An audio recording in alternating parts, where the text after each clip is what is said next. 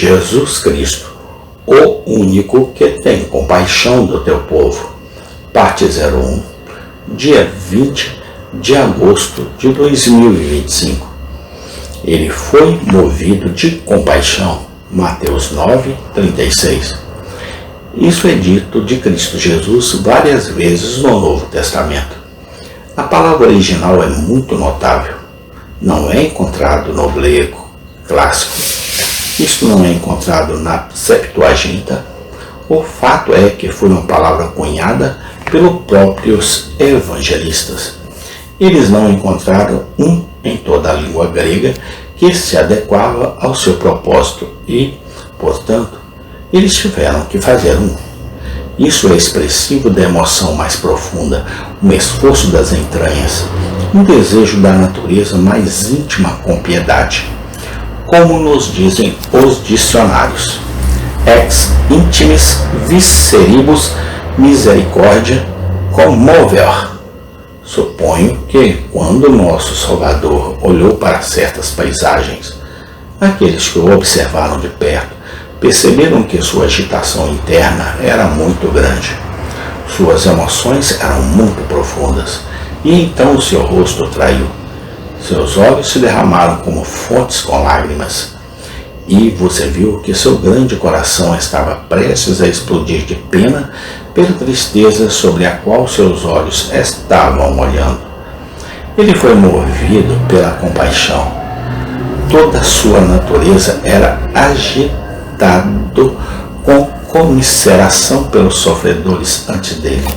Agora, embora esta palavra não seja usada muitas vezes, até mesmo pelos evangelistas, ainda pode ser tomado como uma pista para toda a vida do Salvador.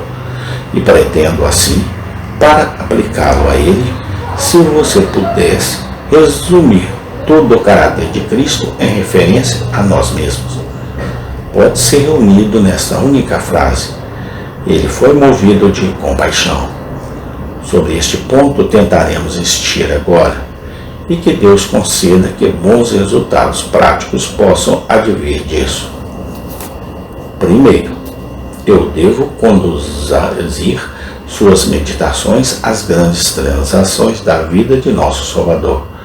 Em segundo lugar, para as instâncias especiais em que esta expressão é usada pelos evangelistas.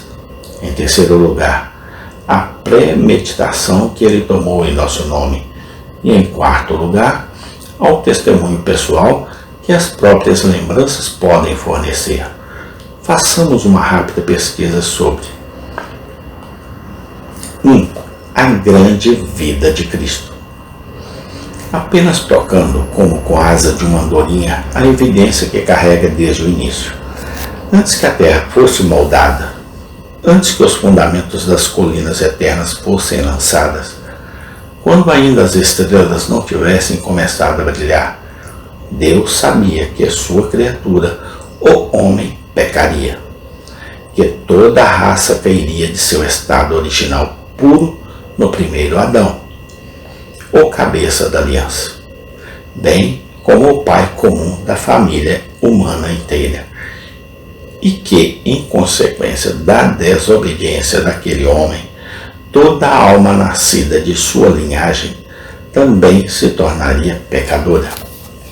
Então, como o Criador sabia que suas criaturas se rebelariam contra ele, ele viu que tornar-se-ia necessariamente, eventualmente, vingar sua lei ferida.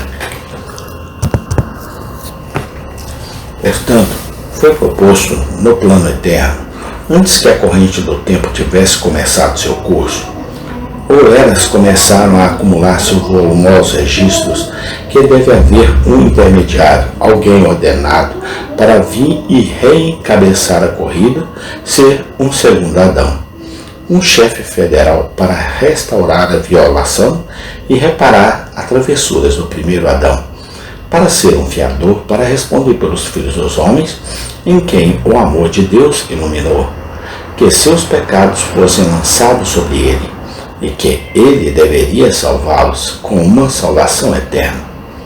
Nenhum anjo poderia aventurar-se a intrometer-se nesses conselhos e decretos divinos, ou a oferecer a si mesmo como fiador e patrocinador desta nova aliança. No entanto, havia um, e ele não é outro senão o próprio Jeová, de quem ele disse que todos os anjos de Deus o adoram, o Filho, o bem-amado do Pai, de quem está escrito na palavra: quando ele preparou os céus, eu estava lá. Quando traçou um compasso sobre a face do abismo, quando estabeleceu as nuvens acima, quando ele fortaleceu a fonte do abismo, então eu estava com ele, como alguém criado com ele, e eu era diariamente o seu deleite, regozijando-me sempre antes dele. Regozijar-se nas partes habitáveis da terra, e minhas delícias estavam com os filhos dos homens. Ele é de quem o apóstolo João fala como o Verbo, que era Deus, e estava no princípio com Deus. Ele não foi movido com compaixão quando fez uma aliança com seu Pai em nosso nome, mesmo em nome de todos os seus escolhidos.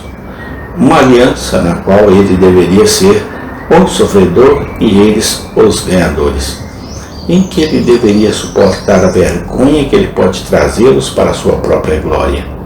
Sim, em verdade, ele mesmo então se comoveu com compaixão, pois suas delícias já estavam com os filhos dos homens.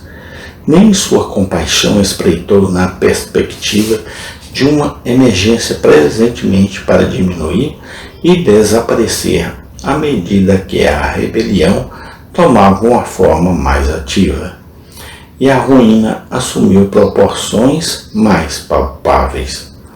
Não foi um sentimento passageiro. Ele continuou ainda a ter pena dos homens. Ele viu a queda do homem. Ele marcou o sutil aguilhão mortal da serpente.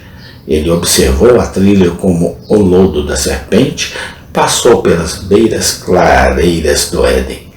Ele observou o homem em seu mau progresso, acrescentando pecado ao pecado através de geração após geração, sujando cada página da história, até que a paciência de Deus foi testada ao máximo.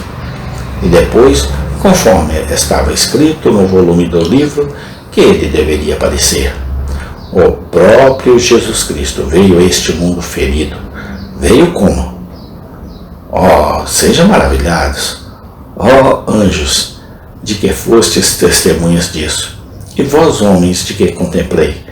O infinito desceu à terra na forma de uma criança, ele quem abrange os céus e segura o oceano na palma da mão, condescendeu em pendurar no peito de uma mulher. Amém. Tem continuação. Deus seja louvado, hoje e sempre eternamente. Amém e amém.